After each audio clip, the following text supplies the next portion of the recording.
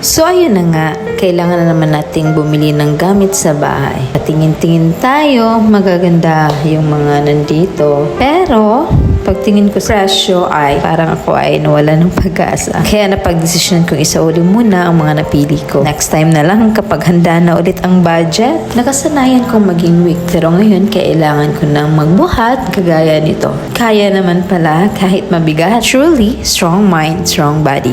Kaya natin to, why not? Kaunti na lang at matatapos na yung ceiling natin. Ang ganda ng tingnan. Ngunit mayroon akong napansin. Tignan nyo. Dahil sa yung budget natin, yung pinakamura na plywood ay hindi pala siya ideal for ceiling. Kasi nga, nadideform siya. Pero wala tayong magagawa dyan. Yan lang yung ating nakaya.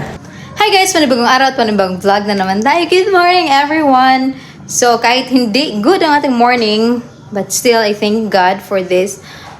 Anong tawag natin dito? Opportunity to grow alone with the kids. Kaya natin to adjust. Tayo ay positive yung energy na dapat nating gawin araw-araw dahil meron tayong mga anak, dalawa pa po. And po, so today is maliligo muna tayo at atin na munang pagagandahin a little bit yung ating bahay na titirahan kasama ng mga bata. Okay? Let's go. Samahan niyo ako. Medyo maga-maga pa po yung ating mga mata dyan. Alam niyo kung bakit. Alright, let's go! Alright guys, tayo ay nakaligo na po.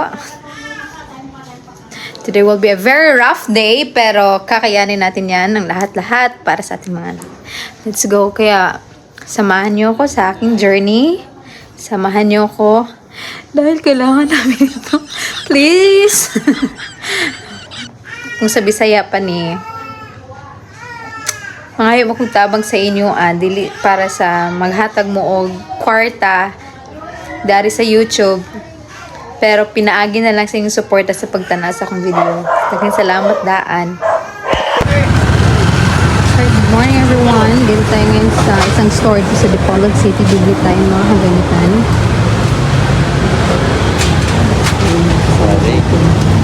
Vlog ko. So, gamay ramang pod na.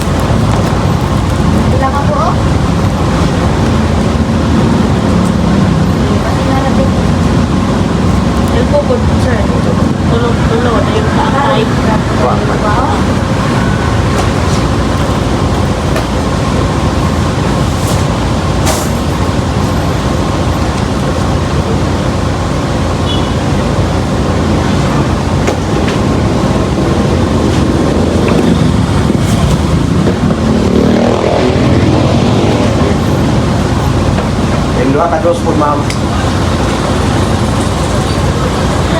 Tulo. Dua ka dos.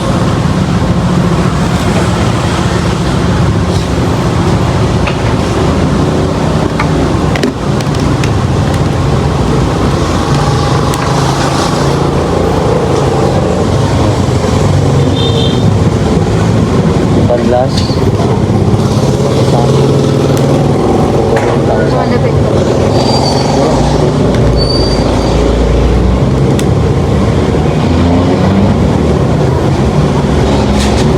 Kain na ko, kaya ako yung muna. Okay, kila. Pag-40 magsako na. 200, 5. May black tea, 2 kilo. Wala yung black tea. Kaya lang ko, Gor. Sabi ko na. 40.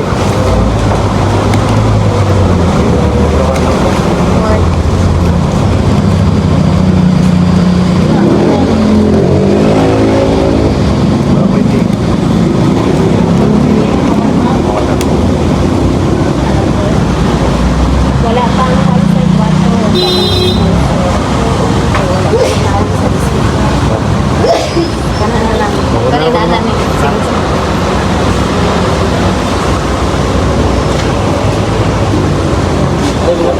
ulo nito. Kahoy. Ha? Sana yung kahoy. Oh, ikaw rin pala si Cowboy. Ito ba? Ito na ng papa? Ako tulog kay. Nagkaroon din siya ng karga. Ah, sige. Nalabas yun sa lista, no? Paano ang listahan? Ah. Listahan. Ah.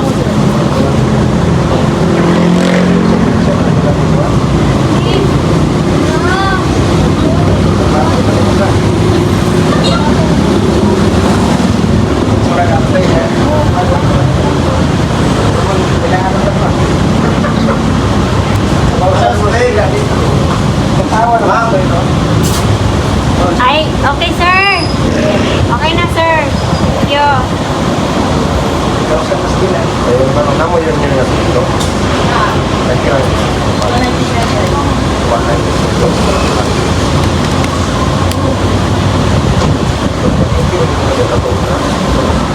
Business. Talaga na lang naman. Kung babawas.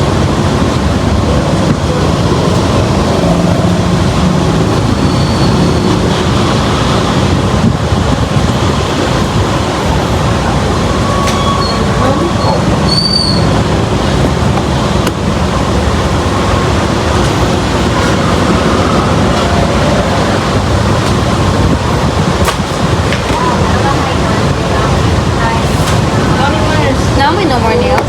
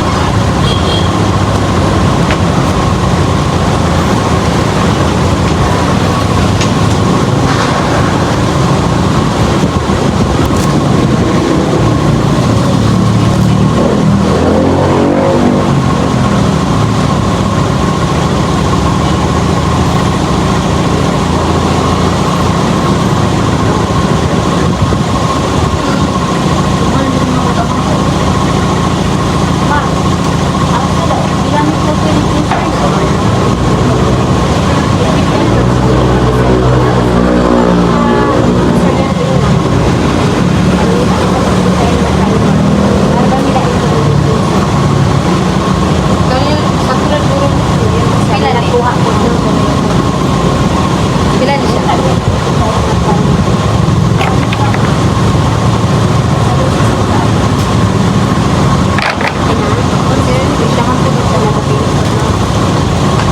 Pang mix sa pintal, no?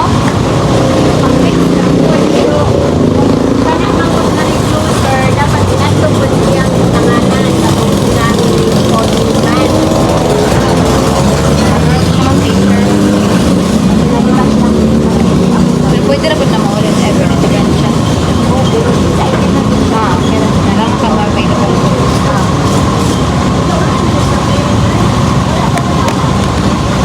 Ito kung ganun mo pasiling ka. Ka.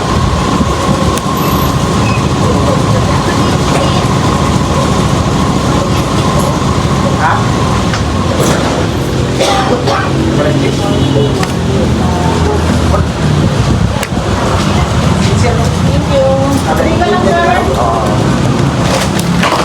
6,095.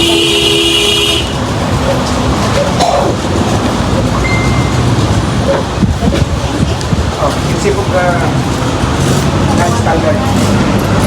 Standard. Tulog ka. Yan, sa HMM, the 1.9 of the standard. Nara.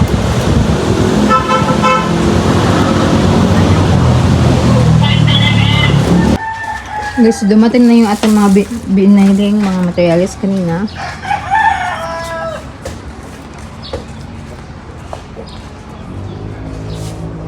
So, ganito dito, pag umaga, medyo walang tao-tao pag umaga kasi mga mag-aaral at saka magsasaka yung nakatira dito. At ito yung bahay na kailangan natin ma-finish. At least man lang dito ay comfy siya. Hindi ba?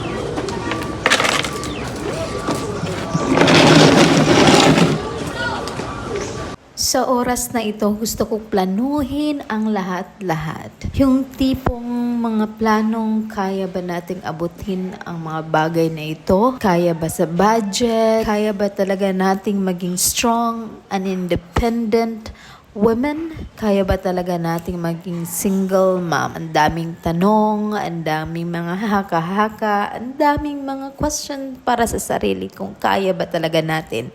Pero ang lahat ng ito alam ko, tayo ay nilihis ng Panginoong Diyos sa sitwasyong ito dahil mayroon siyang maganda na plano para sa atin.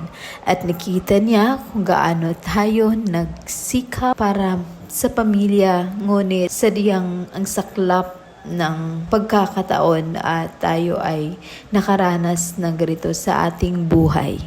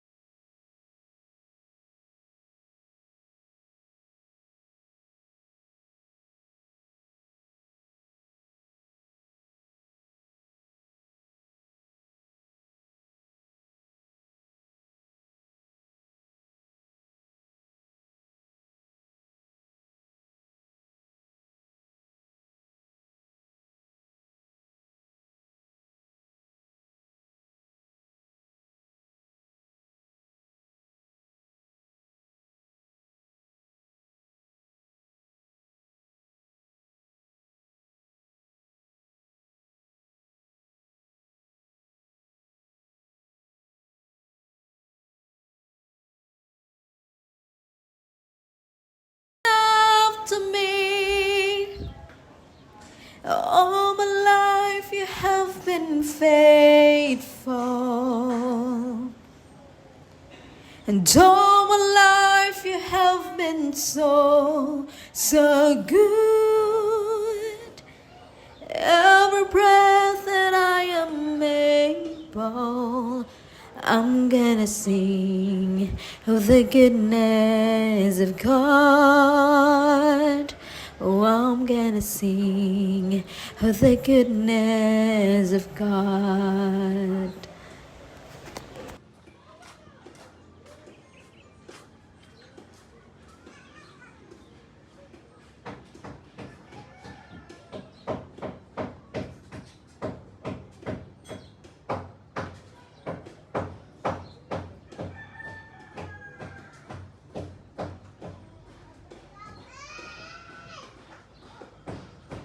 So, andito tayo ngayon sa Water District Dipolog City dahil tayo ay magpapakabit ng sarili nating tubig. Antay-antay lang tayo dito. Ang lakas ng aircon, parang ayoko nang lumabas. So, ito na yung application paper natin at kailangan na nating i-ready yung ating mga documents para dito. Alright guys, nandito tayo ngayon sa Amigo. Bibili tayo ng ceiling fan para sa bahay. So, ayun na nga, walang ceiling fan dito kaya lipat tayo dito sa Mr. DIY. Mr. DIY. Always low prices, charot. Budget na lang kulang talaga dito sa Mr. DIY. Halika, samahan niyo ako magpabudol. Let's go! So, ayun na nga, parang nag-twinkle-twinkle yung aking mga mata dyan, mga day. May papili-pili pa si Inday dyan. May pa-quality check pang nalalaman. Sulit nga siyang tunay. Ayan, tinignan ko yan. At naku po, nakakalula yung presyo niyan. Kaya binalik ko na lang sa instante. Napaisip ko, ceiling fan lang pala yung aking hinahanap. Bakit na naman ako nandito? Anyways, hanggang window shopping lang muna tayo sa ngayon. Alam kong hindi tayo pababayaan ng ating Panginoong Diyos. I-tour ko na lang kayo guys. Let's go!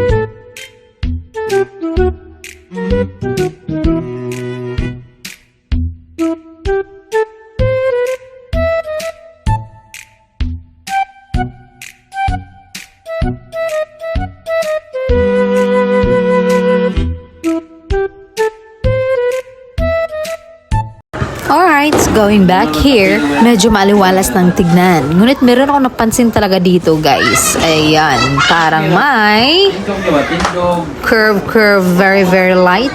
Yan, so, sabi nila, dahil daw yan sa manipis yung ating nabiling plywood. Since wala tayong budget push na yan, te. So, andito na yung ating mga goods para paninda natin, guys. Kaya pa ba natin to sa budget ng ating oras? Nasa paaralan tayo, and ang 8 hours pag-uwi tayo na naman ay magiging tindera. Ito yung ating Selecta ice cream. Kaya pa ba? Pero positive lang, positivity. Ayan yung ating bigasan. Ngayon guys, habang ako ay nakaupo dito sa may kilid, aking napagtanto, kailangan ko talagang lagyan ito ng mataas na bakod. Kasi ito na po ay maraming mga chikiting dito labas-masok sa aming area. Para magkakaroon tayo ng privacy dito is maghahanap tayo ng budget para sa pangbakod dyan. Mga ganito lang ka-taas para meron tayong privacy. Yan, medyo malaki-laki din ang ating kailangang budget para dito. Bago siguro ang bahay, atin munang ipapabakod ito. Mga ilan ko yung gagastuhin dito? More or less siguro 50,000, ganun. Lagyan lang to ng bakod siguro 50,000 kaya or more pa kaya. Kasi mahal na ngayon yung semento, mahal yung hollow blocks ito. So ang gusto ko dito, magkakaroon tayo ng privacy, video okay kahit tayo lang mag-isa. Sa mga bata, magkakaroon tayo ng peace of mind dito habang busy yung nasa paligid natin mga silingan, kapitbahay natin, at tayo naman dito ay nagmumuni-muni para sa ating kinabukasan. Ayan, para sa bata at para sa bayan pa din. Let's go. So, ito yung ating view this afternoon. Time check, it's 4:26 na po ng hapon. Ayan, papakita ko sa inyo gaano kaganda dito paghapon, lalo na pag mayroon natin privacy dito at malagyan na semento natin yung mga dito banda, tapos malagyan natin ng green grass of hope dyan. Ayan, so mag-video okay tayo dito, charot, kahit na tayo lang mag-isa, diba? Cause why not? Coconut. Alright, yan muna.